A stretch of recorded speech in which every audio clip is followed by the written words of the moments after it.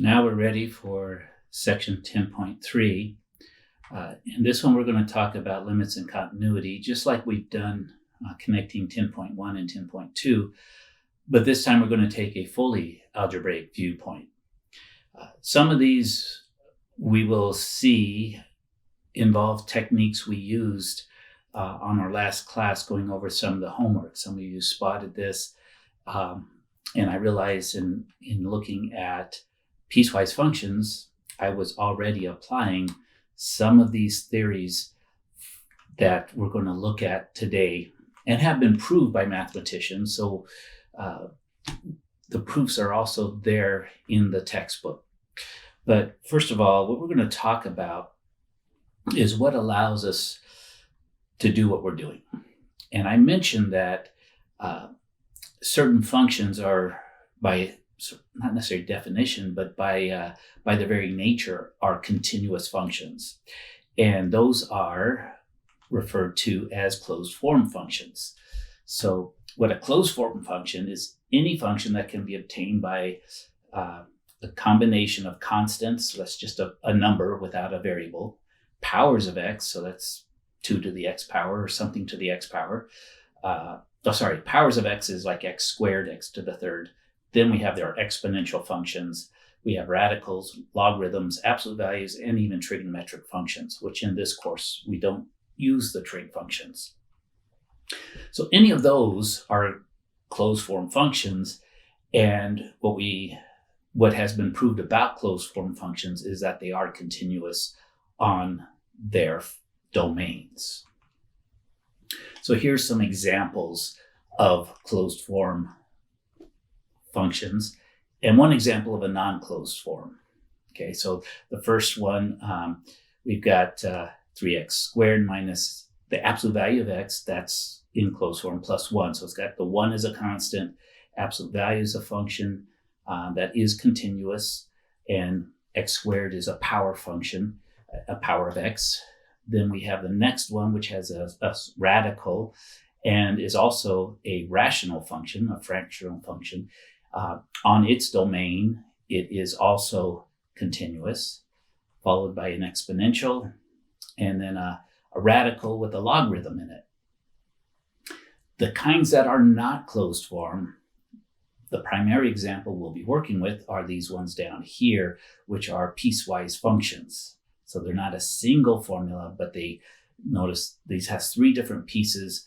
And what we're going to see is with these ones that are not closed forms, these piecewise, the places where they're going to be potentially not continuous is at these sort of endpoints where it goes from one function here at -1 to -1. That's kind of where it switches which function we use. Now by itself, this -1 is a closed form function. It's a constant. By itself, x squared plus x is a closed form function. And by itself, 2 minus x is a closed form function. So everywhere else, it will be continuous.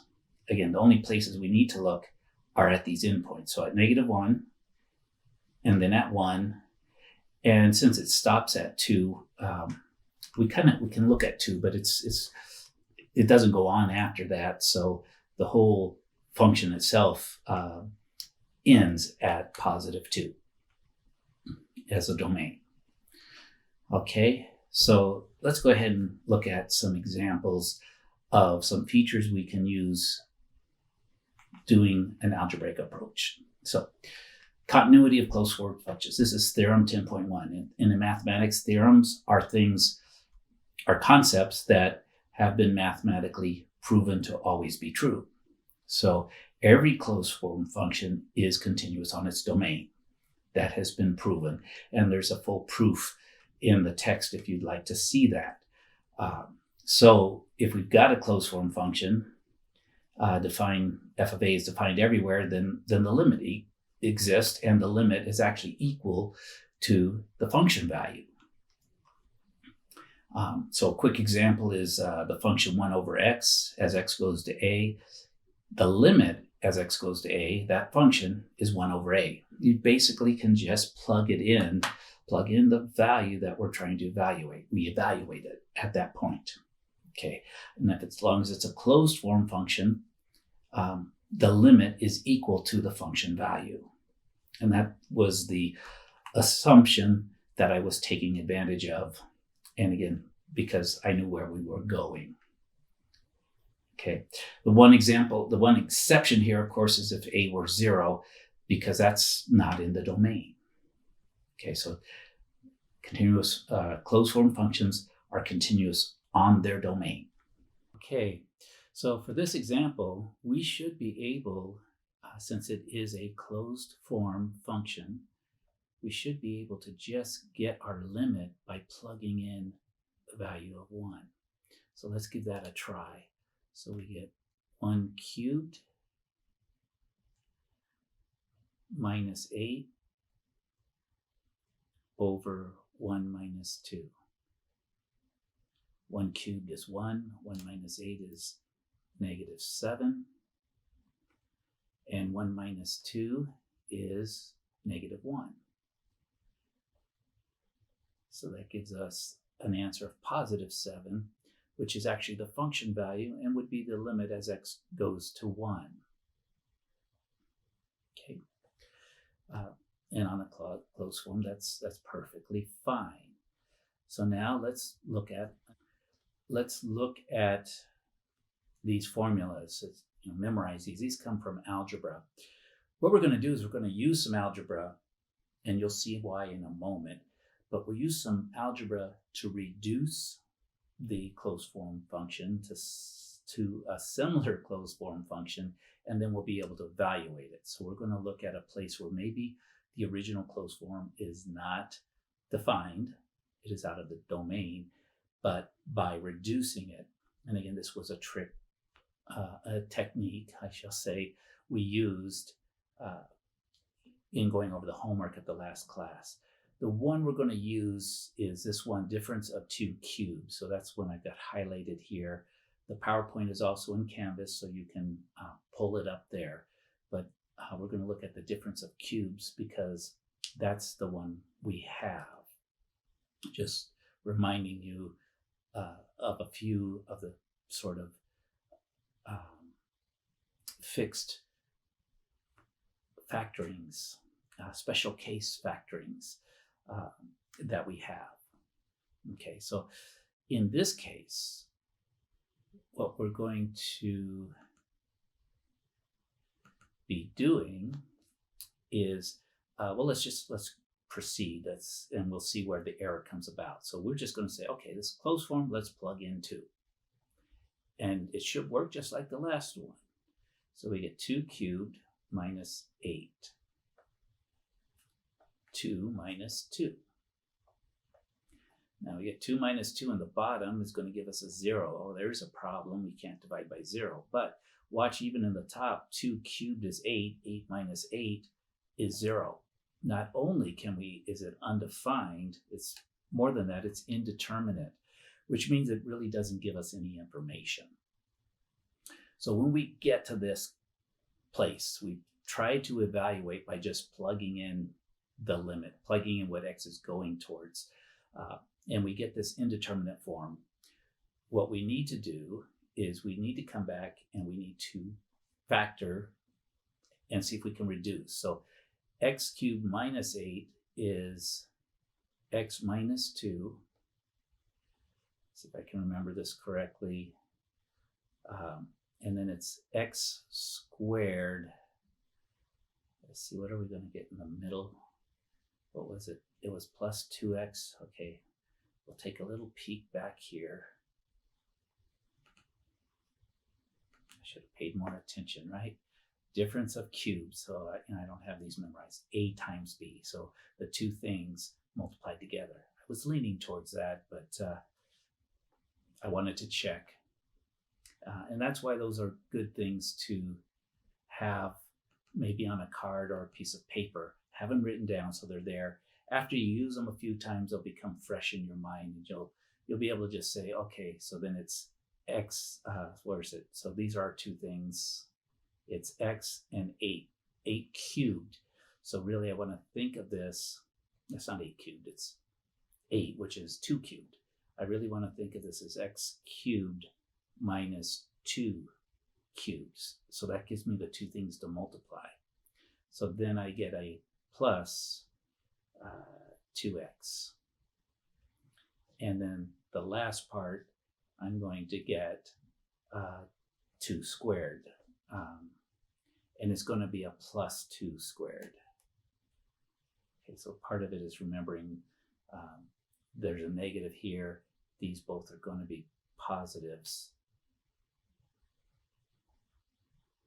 Right? 2 squared is 4.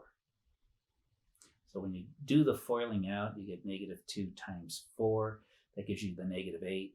You get x times x squared. That gives you the x cubed. And then in the middle stuff should all drop out. So we get a positive 4x, a negative 4x. Those are going to drop out. We get a 2x squared and a negative 2x squared. So you'll see it all works out. So we're going to reduce this, and then we get x minus 2 in the bottom.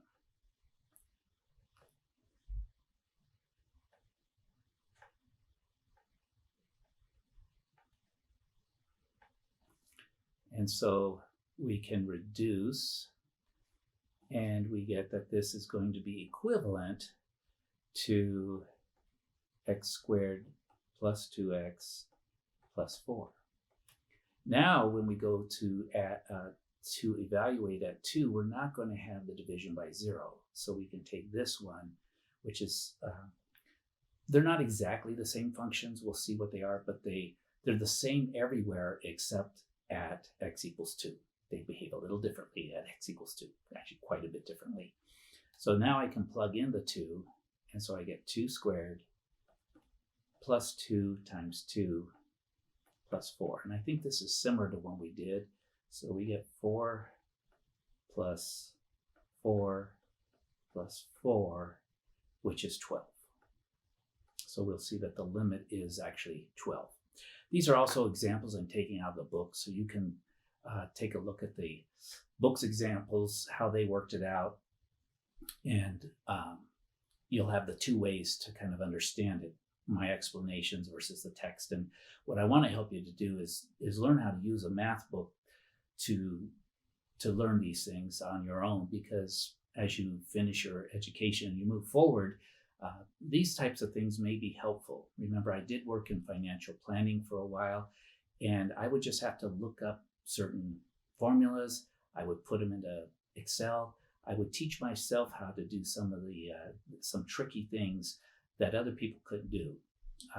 Now they have a lot of software and such, but the more that you're able to do, the more valuable you become to the people you're working for, and to yourself as well. Okay, so let's look at another similar example. But before we go on to that, I'm going to clear this. I want to go forward. Okay, here it is. If the substitution of x equals a yields an indeterminate form 0 over 0, try simplifying by the method in example 1. So that's what we did. I forgot I had this little fancy spinning thing. I should have had it come up in the middle, but anyway, here it is. If you get 0 over 0, the indeterminate form, then we use algebra to simplify. And if we get these similar equations like we did, we got, they were two different functions that were basically the same. They would give us all the same values except at that one place of x equals 2. Then what we can say is that the limit of 1 as we get close to that point A is going to be the same as the other. So we couldn't directly figure out, because 2 was not in the domain of the first function, 2 because of the division by 0, right? 2 is not in this domain. However, the limit, so we can't evaluate it there, but if we reduce it, the limit is going to be the same as the similar form that has been reduced. Again, nice little math facts that have been proven for us, so we're able to use them. And those are the kind of things you want to do. Is, again, you probably are not in this to be a mathematician. You're in this to be a specialist in your business field. However, understanding these allows you to have see places where you can apply this. Okay, so there's a couple of what we call determinant forms. So remember, 0 over 0 is indeterminate. It doesn't really help us much. But as we go to the next one, we're going to see that when we get what are determinant forms, they're helpful for us. We get k over 0, or k over 0 from, again, from the left or the right. When we're dividing by 0, what it's telling us is that the function is going either to positive or negative infinity, and it will depend upon the sign of the expression. So we'll work on that, whether it goes to positive infinity or negative infinity. So we'll look at that. And we always assume that k is not 0, because if k was 0, then that's that indeterminate form, 0 over 0, and that is not something that helps us. Okay. That is not something that helps us, but k over 0 is helpful to us. So let's take a look at this one. That gives us an example of when we end up with a determinant form. So first of all, we're coming from this is a limit x going to 1 from the right. Okay, so we'll see how that works. We can see if we plug in 1 here, we'll get 1 minus 1, which is 0. But as long as we don't get 0 on the top, we still have a determinant form, which will give us some information. So let's just plug in 1, and we see that we get 1 squared minus 4 times 1 plus 1. And then we get 1 minus 1. So we end up with 0 in the denominator. This is 1 and 1, that's 2 minus 4 gives us a negative 2. Now coming from the right, so that means we're just a little bit bigger than 1. So if we were to plug in something a little bit bigger than 1,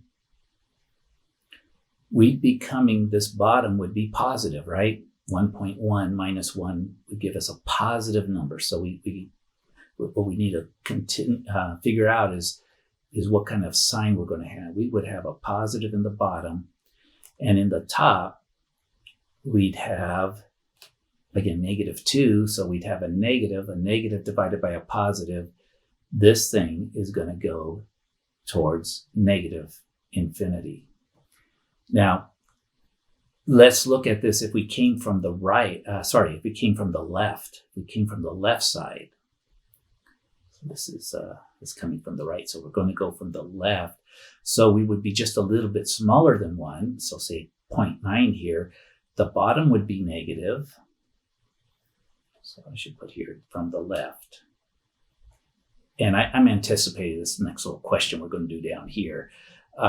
So the bottom would be negative coming from the left. The top would also be negative. So that means a negative divided by negative is a positive infinity. Okay, so coming from the right, we go to negative infinity. Coming from the left, it actually goes to positive infinity. And if you did the graph, you would see that happening. I guess it would be one of these like this. From the left, it would go up to infinity. From the right, it would sort of start at negative infinity, come up. So I'm going to leave that there, and then let's go to the next slide, or to the next part. And this is now this is asking about the limit itself. And what did we say? For a limit to exist, what needs to happen? Both the left and the right need to have the same value. And so these are both diverging anyway, but one diverges to negative infinity, the other goes to positive infinity. So what can we say about the limit itself? We can say it does not exist. Okay, because one goes to positive, one goes to negative. There are instances where they both go to negative infinity. And so then you could say, well, yeah, at 1, the limit of that 1 is going to positive infinity or negative infinity if they were the same. But in this case, they aren't. They're different. Okay. And again, we can look at the graph and see the difference. Okay, and I think we've got that on our next slide. So let's clear the slide because we need to, so it looks nice and clean for us. And then we're going to go to another example. And this is one, again, that does not factor. I forgot this is this is going to be a good example to take a look at. The top does not factor, but if you'll look at the bottom, it's a special case. It's it's a perfect square. It's going to be x minus 1. So again, we could plug in the values, but what we get, just to help you out, because I want to show you the bottom factors into x minus 1 times x minus 1. So it's x minus 1 squared. Top is going to be x squared minus 4x plus 1. And I did this because this now makes it pretty much the same as what we were analyzing. You put in 1, you get 0 on the denominator. And as we saw on the top from the previous example, we always end up with -2 when we plug in 1. But the difference here is whether you end up with a positive or negative, you're going to square it, so it's always going to be positive in the bottom. Okay, so the bottom's always positive. So we always end up with a negative over a positive, regardless. We end up with negative over positive, regardless of whether we're coming from the left or the right. And so this one's going to go to -infinity. So while it diverges, we can also say that the limit itself will go to -infinity because from both the left and the right, it's going to -infinity. Okay, and good.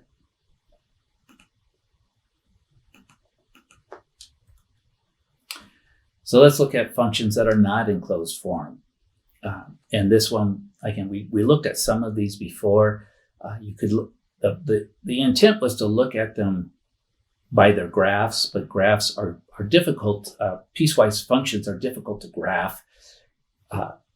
You can use decimals, and it has a way of starting and stopping a domain. That is powerful, but again, we don't get access to that on a test. So in the end, what we end up doing is we realize what we've got here is we've got a closed form functions. We got three pieces. Each piece individually is a closed form function. So this is continuous on its domain, this is continuous on its domain, and this is continuous on its domain. So the only places it would be non-continuous, discontinuous, is at the switching points where it goes from one to the other. So at x equals 0, we need to see what happens. And as I was showing you, what we did is we can evaluate by plugging in the x equals 0 to both of these. And if both are equal to the same value, then we're sort of connected there. And so we're continuous. If we get two different y values, there's a break there and it's not continuous. The other place we need to check is at this endpoint here, sort of going from 1 to 1. Let's see, 1 is where they kind of hand off. So for 0, we check the first one. So we get 0 squared minus 0 plus 1. Well, that equals 1. Okay, and then I'll check this function. We get 1 minus 0. That's also equal to 1. So when x is 0, both of these pieces go through the point 0, 1. So it's continuous at this. It's continuous when x equals 0. And we'll show you the graph here in a moment. Although, again, 0 is not in the domain of 1 minus x because it's not equal to, but the limit would go towards that. Okay, so now when we want to consider x equals 1, we need to look at both of these two pieces here, the middle piece and the last piece. What happens at 1? So I'm going to plug in 1 minus 1 and I get 0. For the last piece, I put in 1 minus 3 and I don't get 0. I get -2. So these are not equal. 0 does not equal -2. So the limit doesn't exist. And more importantly, we're at two different y values, right? So it's discontinuous. and it's discontinuous at x equals 1.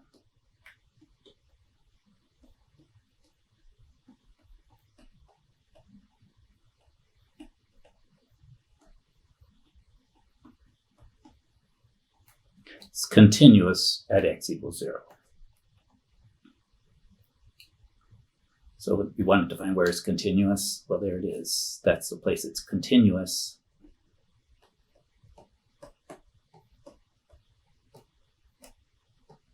Continuous. Okay. And we'll have you do some of these. And again, it might make it easier to go back and do 10.2 if you haven't finished that up. That's really all you need to do. And we figured that out in class as we worked through those examples. So let's clear this slide out so we can go to the next. And here's the graph of that function, and it's showing that all three pieces here. So the first piece ends here and it's a solid. The second piece was an open circle, but we see that they're connected, right? Because of at this sort of place where they switch, they're connected. But what we found is that the middle piece, its limit as we get to 1 was 0, and the last piece, the limit as we got to as we got close to 1 was -2, and we can see that from the picture here. We see the gap, we see the discontinuity. Notice that the way they have it set up, that 1 itself is not in either of these two pieces, so it would be called a singular point.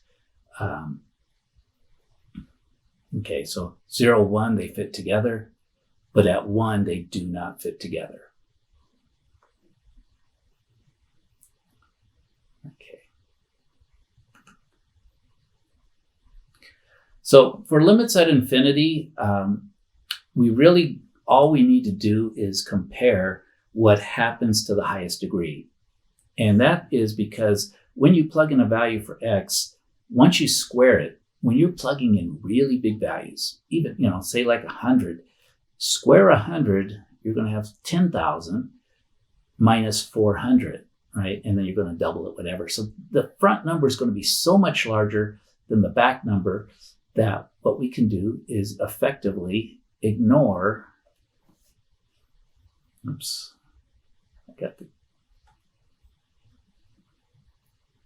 could have gone with violet. We basically can ignore the lower degrees. We just need to focus on the higher degrees. Okay, so it's going to behave as 2x squared over x squared. And we take that other principle that if functions are similar, which these ones will be, you can reduce. And so we reduce x squared divided by x squared is 1. So this reduces all the way down to 2. So when x goes to positive infinity, this thing is going to go to 2. Okay, and if you plug large numbers in here and you square them, okay, it's all going to be positive. So we can say that the limit here as x goes to infinity is 2.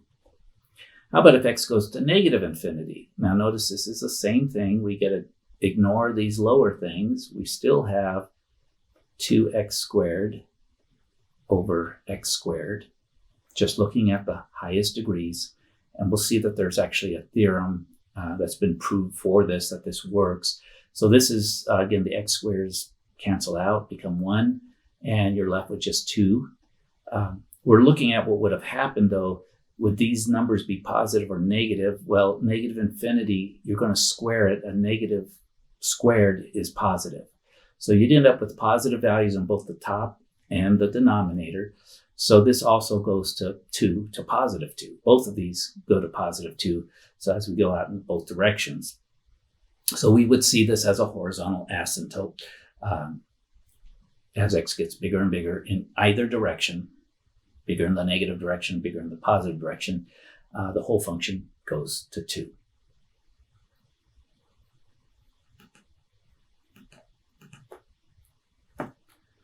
So we have here from the text a few examples of what will always happen when we do have determinate forms. So indeterminate forms are 0 over 0 or infinity over infinity. And that means we really can't tell anything. So we've got to reduce or do some tricks, some of our math tricks, factoring and stuff to reduce it. We have to get it into these determinate forms, which does give us information. So we have some number k over 0, either from the left or the right. The bottom is going to 0 from the left or the right. This becomes infinity. So it's a number divided by 0 is a very large number, either large positively or negatively. Okay, is the way to think of it, large in absolute value. If we have a number times it, so k times something that's going to infinity, certainly that goes to infinity. And again, negative infinity goes to negative infinity, positive infinity goes to positive infinity, keeping the signs straight. This middle one's a little different. This is adding infinity or subtracting infinities from any constant. So just think if I take a number 3 and I add infinity to it, I get infinity. If I take infinity and I subtract, or sorry, if I take 3 and I subtract infinity from it, I get negative infinity. Okay. So again, just some basic things to remember. That's always going to happen. When I take infinity over a constant, that's really the same thing. I'm multiplying by, a fraction. I still end up going to infinity. Okay. Take infinity, divide it as much as you want. Doesn't matter. It's still going to be infinity, either plus or minus. But this is the one, okay, a constant divided by infinity, a very large number going into a smaller number, we end up with 0. Okay. So, and you'll see that as a horizontal asymptote. And now for exponential functions, if the variable's up in the exponent, we've got some constant to an exponent. As long as k is larger than 1, then a positive exponent goes to positive infinity. A negative exponent, remember, because that does a reciprocal, it would go to 0. Okay. And if k is less than 1, we get the reverse of this. Okay. So those are just some general forms. This is in the textbook as well, and helps us as we work through problems. So kind of have these as we just this is how things work. And once we figured it out, it makes evaluating at the end very easy. And here's the theorem 10.2, evaluating. This is what allows us to drop off everything, is that if we have some rational function with this form, basically the highest degree, the ones out here, or with the largest exponents, those are the ones we're going to have to be concerned about. They become so much larger than anything else, we get to just ignore everything else. Okay, and so this is what we've been doing, is we just evaluate. And again, this is only because x is going to infinity. Now, if x were going to a number, say 1 or 2 or 0, this does not apply. This only applies when x is getting very, very large in absolute value. So either more negative, going towards negative infinity, going towards positive infinity. That's where we apply this one. If we're going towards a point, a value, constant value, then that's what we were evaluating before. Okay, but this is a special case for infinity. And that's all we've got for today. I know it's been a lot, but it kind of ties together things we've been doing before.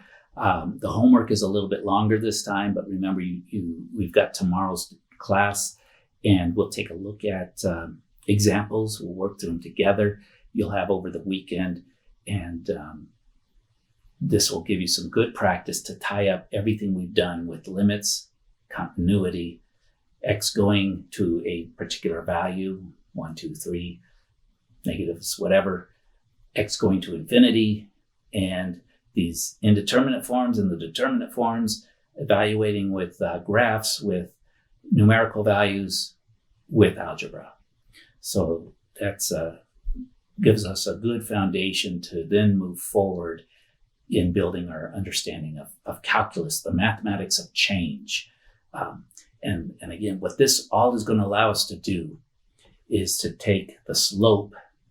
For algebra, we need 2 points. With calculus, we're actually going to move those 2 points together by using limits. The limits, as those points become, the distance between the points becomes 0.